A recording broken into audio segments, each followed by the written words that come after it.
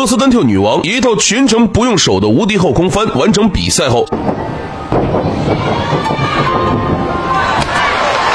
现场观众瞬间陷入疯狂，就连咱们央妈的解说都毫不吝啬赞美之词。安娜作为俄罗斯队的女子单跳的绝对一姐，还保持着一个别人很难企及的记录，就是她参加的所有比赛当中，只有2次比赛没有站上领奖台，这是一个非常可怕的成绩。34.80这个分数目前排在第1位。以往这个成绩足以帮助俄罗斯队锁定1枚金牌，但接下来上场的中国17岁小将，最后一跳成功浇灭了他们的美梦。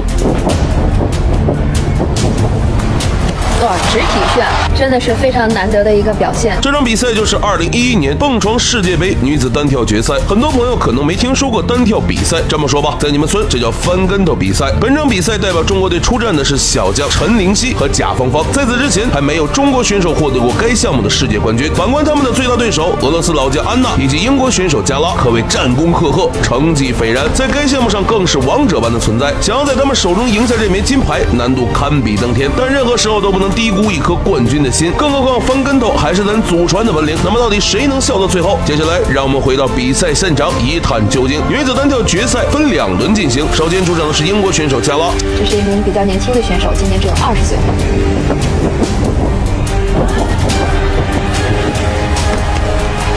加拉这一跳完成的质量很高，冲劲十足，美中不足的是空中姿态欠佳，最终得到了32.70分。接下来上场的是我们中国选手陈灵犀。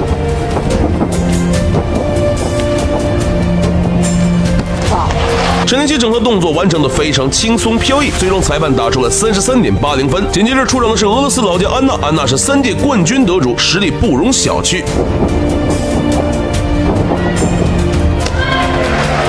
果然姜还是老的辣，安娜这一跳无论是完成度还是力道都恰到好处，最终得到了34.80的高分。最后出场的是年仅17岁的中国小将贾芳芳。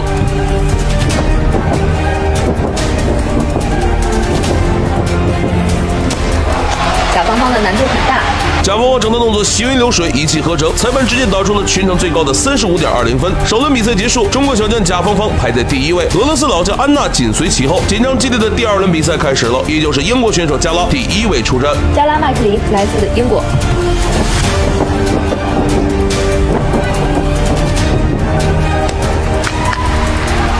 加拉这一跳完成的不是很理想，难度系数也比较低，最终只得到了33.20分，2轮总分为65.90分。接下来上场的是中国选手陈灵犀，他能稳住节奏，帮助中国队锁定1枚奖牌吗？我们接着往下看。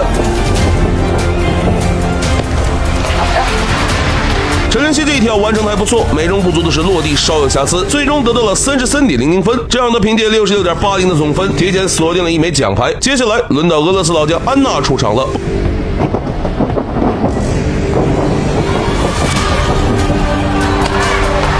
不得不服，3冠王还是很有实力的。最后一跳直接跳出了34.40的高分，以69.20的高分暂居榜首，成功将压力甩给了接下来上场的中国选手贾芳芳。贾芳芳要想帮中国队赢下这枚金牌，最后一跳必须超过34分，难度还是非常大的。但一帆风顺只是弱者的安眠曲，披荆斩棘才是强者的主题歌。我们看一下贾芳芳的这一跳。